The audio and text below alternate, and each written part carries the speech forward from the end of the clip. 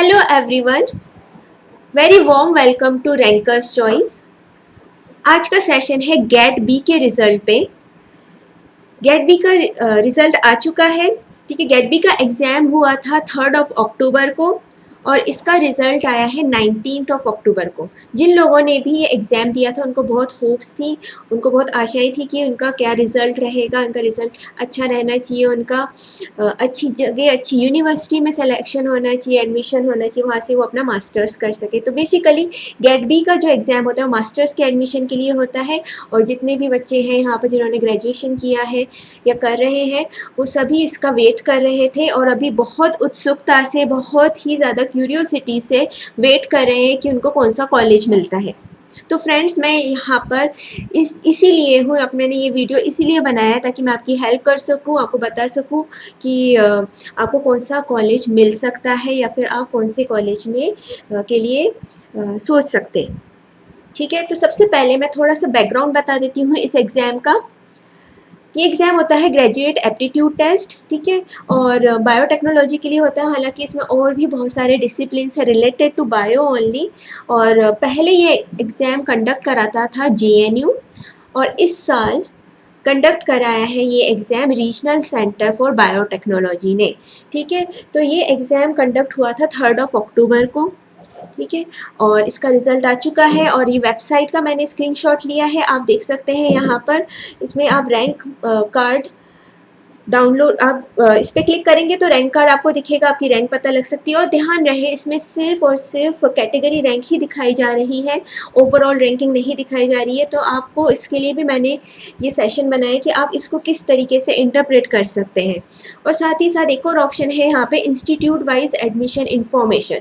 ठीक है, तो इसमें क्या इन्फॉर्मेशन है ये भी मैं आपको बताऊँगी। तो सबसे पहले अगर आप यहाँ पर क्लिक करेंगे रैंक कार्ड लाइव पे तो आपको इस तरीके का एक विंडो दिखेगा। ठीक है, तो इस विंडो में आपको एंटर करना है अपना एप्लीकेशन नंबर और फिर एंटर करना है आपको अपना डेट ऑफ बर्थ और फिर यहाँ पर आप लॉगिन पे टैप करेंगे तो आपको अपना रैंक दिख सकेगा।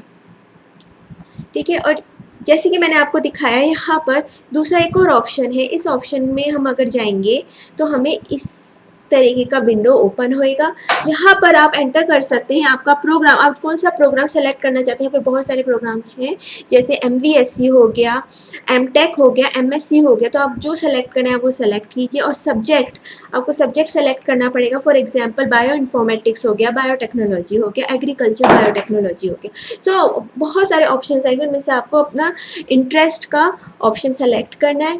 ठीक है, तो मैं आपको सिर्फ एक एग्जाम्पल बताती हूँ आपको किस तरीके से देखना होगा, किस तरीके से आप इस वेबसाइट को एक्सेस कर सकते हैं, आपको क्या क्या पता लग सकता है इस वेबसाइट से। तो फॉर एग्जाम्पल मैंने लिया है, अगर सपोज आप यहाँ पर एंटर करते हैं MSc और यहाँ पर एंटर करते हैं बायो इन्फॉर्मेटिक्स। ठीक है, जैसे यहाँ मैंने आपको बताया MSc आपने यहाँ पे एंटर किया था और बायो इन्फॉर्मेटिक्स एंटर किया था, तो सिर्फ एक ही कॉलेज है जो कि है सावित्रीबाई पुणे यूनिवर्सिटी। ठीक है, तो ये है पुणे में, ये MSc बायो इन्फॉर्मेटिक्स का कोर्स कराते हैं। ठीक है, इसमें आपको क्या क्या इन्फॉर्मेशन दे रखी है, कितनी सीट्स अवेलेबल हैं, इसमें कितनी फिल हुई है, अभी तक फिल नहीं हुई है क्योंकि अभी जस्ट स्टार्ट ही हुआ है इसका। तो अभी इसकी फिल नहीं हुई है और इन्होंने अभी तक कोई कट ऑफ नहीं दिया है या फिर कितने स्टूडेंट्स को सेलेक्ट किया है, यहाँ पर इंफॉर्मेशन आएगी। ठीक है, कितनी सीट्स जो हैं वो आएंगी यहाँ पर। ठीक है, तो इसका जो लिंक है, कैसे आपको यहाँ पर अप्लाई करना है, आपके मन में क्यूरियोसिटी हो कि आप ठीक है मुझे पता लग गया, सपोज MSc बायो इन्फॉर्मेटिक्स मुझे करनी है तो यहाँ से कर सकता हूँ, मैं यहाँ से कर सकती हूँ। तो आपको क्या करना हो, यहाँ पे लिखा गया है कि visit institute website for further detail, मतलब यहाँ पे जो यूनिवर्सिटी की वेबसाइट दे रखी है आपको इस पर जाना है और इस पर जाके आपको फर्दर जो डिटेल्स है वो देखनी है और एप्लीकेशन फॉर एडमिशन आपको यहाँ पर सबमिट करना होगा। ठीक है, हर एक यूनिवर्सिटी के इंडिविजुअल वेबसाइट पर जाकर आपको एप्लीकेशन जो है सबमिट करना होगा। इसकी सेपरेट फीस नहीं होगी, ये गाइडलाइंस में लिखा हुआ है। एक जो गेट बी के एग्ज़ाम की गाइडलाइंस है इसमें लिखा हुआ है, उस पर भी मैं आऊँगी। लेकिन पहले मैं आपको ये बता दूँ आप किस तरीके से एप्लीकेशन फॉर्म्स फिल कर सकते हैं, आपको क्या करना होगा। जैसे मैंने आपको बताया यहाँ पे एमएससी डालना है और यहाँ पे बायो इन्फॉर्मेटिक्स डालना है। फॉर एग्जाम्पल आप बायोटेक्नोलॉजी भी डाल सकते हो, बहुत सारे बच्चे बायोटेक्नोलॉजी में एडमिशन लेना चाहते हैं। टू रिड्यूस द कॉम्प्लेक्सिटी मैंने सिर्फ बायो इन्फॉर्मेटिक्स का लिया है क्योंकि इसमें एक ही यूनिवर्सिटी थी। अगर आपको और ज़्यादा जानना है तो मैं आपको डेफिनेटली हेल्प कर सकती हूँ। आप मुझे सिर्फ कमेंट सेक्शन में एक बार कमेंट कर दीजिएगा, ठीक है। जैसे ही आप इस वेबसाइट पर जाएंगे जो कि पुणे यूनिवर्सिटी की वेबसाइट है, तो आपको ये वेबसाइट दिखेगी जो नॉर्मल यूनिवर्सिटी की वेबसाइट होती है। फिर आपको यहाँ के नोटिसेज या अनाउंसमेंट्स में जाना होगा। हर एक यूनिवर्सिटी का एक अनाउंसमेंट का सेक्शन होता है, वहाँ पर आप जाएंगे तो बहुत सारे उसके अनाउंसमेंट्स होते हैं। उनमें से एक आपको अनाउंसमेंट मिलेगा related to the GATE B exam. तो GATE B admission notification for 2 years MSc biotechnology programme. अब यहाँ पर देख सकते हैं इसका नोटिफिकेशन यहाँ पे आया हुआ है। अब देखते हैं इसमें है क्या, इस नोटिफिकेशन में है क्या। अगर आप यहाँ पर क्लिक करेंगे तो आपको एक वर्ड डॉक्यूमेंट डाउनलोड करना पड़ेगा। वर्ड डॉक्यूमेंट को मैंने डाउनलोड किया था तो वो इस तरीके का वर्ड डॉक्यूमेंट आया था जिसमें कि ये इन्फॉर्मेशन लिखी हुई थी। क्या क्या इन्फॉर्मेशन लिखी हुई है यहाँ पर लिखा हुआ है कितनी सीट्स अवेलेबल हैं इसमें। अप्रूव्ड सीट कितनी है 30। यहाँ पे इंक्लूडिंग कैटेगरी भी लिखी हुई है। और एलिजिबिलिटी क्या है, एनी साइंस ग्रेजुएट। रिजर्वेशन जो गवर्नमेंट ऑफ इंडिया का पॉलिसी है उसके अकॉर्डिंग ही सारी यूनिवर्सिटी और वो सारी यूनिवर्सिटीज़ में जो already pre decided reservation pattern है वही फॉलो होएगा, ठीक है। फीस स्ट्रक्चर जो पुणे यूनिवर्सिटी का उसका अपना फीस स्ट्रक्चर होता है, हर एक यूनिवर्सिटी का अपना अलग फीस स्ट्रक्चर होता है, उसके अकॉर्डिंग फीस स्ट्रक्चर होगा। एडमिशन शेड्यूल में शेड्यूल जो होगा वो आरसीबी जो गाइडलाइंस है वो डिसाइड करेगा कब उसका होएगा, ठीक है। तो हर एक का एक डेट होता है, किस डेट तक आपको एप्लीकेशन फिल करने हैं। यहाँ पर आपको सारी हर एक यूनिवर्सिटी के अकॉर्डिंग आपको डेट मिल जाएगी जब आप उस पर क्लिक करेंगे, ठीक है। तो ऑनलाइन एप्लीकेशन कैसे करना है। GAT B qualified students can join MSc Biotechnology at SPPU should apply through this online link, ठीक है। ये कौन सा ऑनलाइन लिंक है, ये लिंक है इस पर्टिकुलर यूनिवर्सिटी के लिए जो आप एडमिशन लेना चाहते हैं एमएससी बायोटेक्नोलॉजी या फिर एमएससी बायो इन्फॉर्मेटिक्स। आपको इस लिंक पे क्लिक करना होगा और फिर आपको जाना होगा एप्लीकेशन फॉर्म पे और आप वहाँ पे फिल कर सकते हैं अपने डिटेल्स सारे, ठीक है। तो आई होप आपको ये समझ में आ गया होगा। गाइडलाइंस क्या है एक बार और मैं आपको बता देती हूँ। जो गाइडलाइंस आरसीबी की वेबसाइट पर दे रखी है गेट बी की गाइडलाइंस है, तो ये है कि जैसे मैंने आपको बताया कि हर एक स्टूडेंट जो है वो अपना रैंक कार्ड डाउनलोड कर सकता है वेबसाइट पे और पार्टिसिपेटिंग यूनिवर्सिटीज़ को देख सकता है कितनी सीट्स हैं उसमें। और जब उसको अप्लाई करना है they can apply according to the eligibility criteria और उस यूनिवर्सिटी की वेबसाइट पर जाकर उनको बेसिकली अप्लाई करना है। दूसरी जो गाइडलाइंस है वो है इंस्टीट्यूट्स के लिए, ठीक है। इंस्टीट्यूट्स अपनी अलग से फ़ीस नहीं रख सकते जस्ट फॉर द एप्लीकेशन, ठीक है। एप्लीकेशन के लिए अलग से फ़ीस नहीं होगा, उनको अपना एडवर्टाइजमेंट देना होगा ऑन द वेबसाइट की कितनी नंबर ऑफ़ सीट्स उनमें अवेलेबल है और उनका क्या एलिजिबिलिटी क्राइटेरिया है and what is the application procedure. So these all are the guidelines for the participating universities, ठीक है, for admissions under DBT supported. DBT का मतलब है department of biotechnology supported PG courses, ठीक है। तो कौन कौन से कोर्सेज हैं और क्या है, देखो एमएससी बायोटेक्नोलॉजी है और एमएससी अलाइड बायोटेक्नोलॉजी भी आता है इसमें, ठीक है। बहुत सारे कोर्सेज हैं जो आपको उसकी वेबसाइट पे मिल जाएगा, एडवर्टाइजमेंट में मिल जाएगा। अगर नहीं है आपको पता तो मैं आपको एक बार फिर से उसके एडवर्टाइजमेंट पे ले जाऊंगी। एमएससी बायोटेक्नोलॉजी का सबसे पहले मैं बताना चाहती हूँ, एमएससी बायोटेक्नोलॉजी टोटल 34 यूनिवर्सिटीज़ ये कोर्स ऑफर करा रही हैं और टोटल 660 सीट्स हैं, ठीक है। अब आपके पास ये नंबर्स आ गए, 34 यूनिवर्सिटीज़ हैं, 660 सीट्स हैं, ठीक है। रिजर्वेशन को मान लिया तो कितने हो गए, 330 सीट्स हो गए रिजर्व, ठीक है। रिजर्व कैटेगरी के लिए जाएंगे। अगर आपकी सपोज आप अनरिजर्व कैटेगरी में आते हो, यूआर कैटेगरी में आते हो, तो आपको 330 में से ही देखना पड़ेगा। अगर आपकी 330 के अंदर रेंज में आ रही है रैंक तो इट इज़ ग्रेट, बहुत अच्छा है। आपकी अगर 330 के अंदर ही आ रही है रैंक तो आपका डेफिनेटली एक अच्छी यूनिवर्सिटी आपको मिलेगी। जो लिस्टेड यूनिवर्सिटीज़ हैं उनमें कोई ना कोई यूनिवर्सिटी आपको डेफिनेटली मिलेगी, ठीक है, तो ये बहुत ज़्यादा श्योरिटी के साथ मैं आपको बोल सकती हूँ। प्लस माइनस आप 15 कर सकते हैं, ठीक है, 15 तक रख सकते हैं। कुछ बच्चे बैकआउट कर लेते हैं if they don't get the desired university, तो वो अपना बैकआउट भी कर लेते हैं। तो आप प्लस माइनस 15 लेकर चल सकते हैं, 15 से 20 तक आप ले सकते हैं। तो अप्रॉक्सीमेटली मैं कह सकती हूँ कि 350 तक आपकी रैंक है, तो आपके बहुत अच्छे होप से आपको अच्छी यूनिवर्सिटी मिल जाएगी डेफिनेटली। ठीक है, अब आती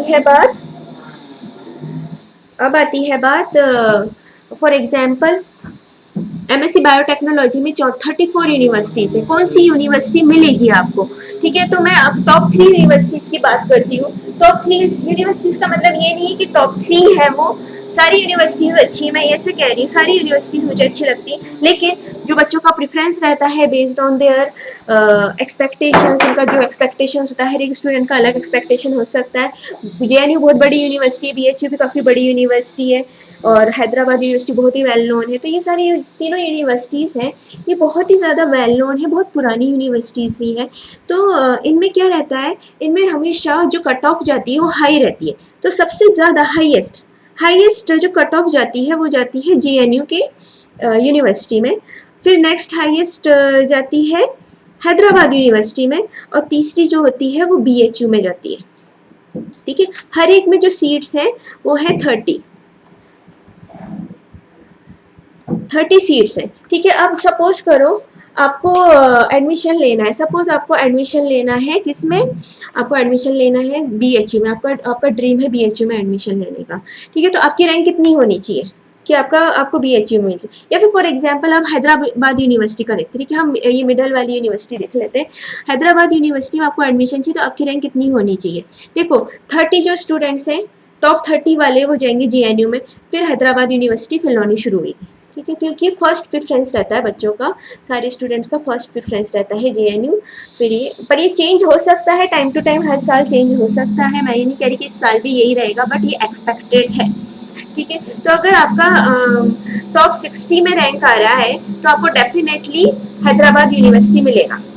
ठीक है, ये मैं बात कर रही हूँ सभी स्टूडेंट्स के लिए।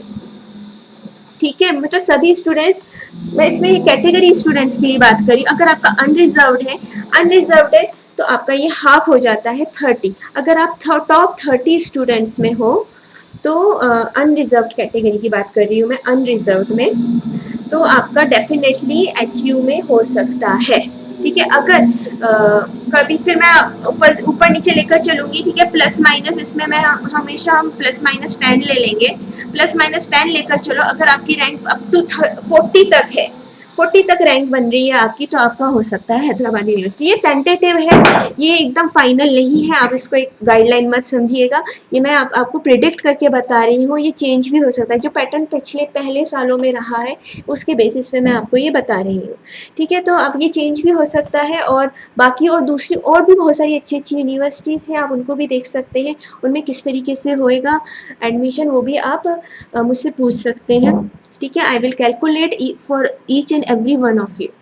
ठीक है, तो अभी हम थोड़ा सा एक बार इससे बाहर निकल के जाते हैं, इससे बाहर निकल के हम जाते हैं एडवर्टाइजमेंट पे, जहाँ पे बहुत सारी यूनिवर्सिटीज़ लिखे हुए हैं। ठीक है, एमएससी बायोटेक्नोलॉजी के लिए 34 यूनिवर्सिटीज़ हैं सब, है ना। तो इनमें पौंडीचेरी यूनिवर्सिटी हो गया, हैदराबाद यूनिवर्सिटी हो गया, 30 सीट्स हैं इनमें। ठीक है, और एग्रीकल्चर यूनिवर्सिटी है, जेपी यूनिवर्सिटी है, एमकेयू है, एमकेयू भी बहुत फेवरेट है स्टूडेंट्स का, एमईटी है, गौतम बुद्ध यूनिवर्सिटी है, बहुत सारी यूनिवर्सिटी, सेंट्रल यूनिवर्सिटीज़ भी हैं। ठीक है, तो जनरली सेंट्रल यूनिवर्सिटीज़ रहते हैं बच्चों के फेवरेट, और जेएनयू बीएचयू तो है ही। ठीक है, सेंट्रल यूनिवर्सिटी ऑफ राजस्थान भी है। तो ये देखिए टोटल आपके हो गए 34 यूनिवर्सिटीज़। ठीक है, और इसमें है टोटल है के 660 सीट्स फॉर एमएससी बायोटेक्नोलॉजी। ठीक है, अब आते हैं हम बाकी कोर्सेज पे। बाकी कोर्सेज कौन कौन से हैं जो ऑफर हो रहे हैं यहाँ पर, मैं आपको एक बार बता देती हूँ। ये हो गया आपका MSc agriculture biotechnology. MSc agriculture biotechnology में आपको बीएससी होना ज़रूरी है इन एग्रीकल्चर बायोटेक्नोलॉजी, फिर फॉरेस्ट्री का भी हो सकता है। कुछ यूनिवर्सिटीज़ हैं जो normal BSc in botany, zoology, life sciences, biology में भी लेते हैं। ठीक है, तो ज़रूरी नहीं है आपके पास डेफिनेटली ही एग्रीकल्चर बायोटेक्नोलॉजी हो। तो अगर आपका इंटरेस्ट एग्रीकल्चर में, आपको बॉटनी बहुत पसंद है, तो आप इस तरीके के ऑप्शंस भी देख सकते हैं। आपका अगर बहुत ज़्यादा इंटरेस्ट है एग्रीकल्चर साइंस में, वहाँ पे आपको रिसर्च करना है, तो बहुत सारे ऐसी यूनिवर्सिटीज़ हैं जो नॉर्मल बायोटेक वाले या फिर बॉटनी, जूलॉजी वाले बैकग्राउंड वाले स्टूडेंट्स को भी लेना चाहेंगे। तो आपको केयरफुली देखना है हर एक यूनिवर्सिटी का, आपको कहाँ पर जाना है, किस में इंटरेस्ट है आपका। जस्ट पूरा भीड़ के पीछे मत भागिएगा, आप अपने इंटरेस्ट के हिसाब से भी देखिएगा। आप कंसल्ट कीजिए अपने टीचर से, आप मुझसे कंसल्ट कर सकते हैं। मैं एक्चुअली कंसल्टेंसी भी चलाती हूँ, ठीक है, जिसमें बच्चे मुझसे पूछते हैं कि उनका क्या करियर प्रोस्पेक्ट हो सकता है, कहाँ पर करना चाहिए उनका। मैं उनसे अकॉर्डिंगली बात करती हूँ, क्या इंटरेस्ट एरिया से, कहाँ पे ज़्यादा स्कोप है, कहाँ पे कम स्कोप है, ये सारी जानकारी आपको मैं देती हूँ। तो आप मुझे आप कमेंट सेक्शन में लिख सकते हैं। मैं आपको डेफिनेटली कॉल करूँगी, आपसे बात करूँगी आपके करियर काउंसलिंग के लिए। अब आती है दूसरा कोर्स कौन सा ऑफर हो रहा है, एमटेक बायोटेक्नोलॉजिकल के। एमटेक जो है वो बीटेक वालों के लिए होता है, बीटेक या बीई, या फिर जिन्होंने ऑलरेडी एमएससी बायोटेक्नोलॉजी कर लिया है, ठीक है, तो उनके लिए है ये कोर्स। तो मास्टर्स डिग्री होना चाहिए इनके लिए, नॉट जस्ट बायोटेक्नोलॉजी, बट आपने अगर बायो इन्फॉर्मेटिक्स में किया है, एनिमल बायोलॉजी, जूलॉजी, बॉटनी, इन सब में किया है, तो भी आपके चांसेस हैं, आप इसमें एडमिशन ले सकते हो, ठीक है। और इनका भी मैं रैंक प्रेडिक्शन कर सकती हूँ आप लोगों के लिए, अगर आपको जानकारी चाहिए फर्दर किस तरीके से करना है, ठीक है। और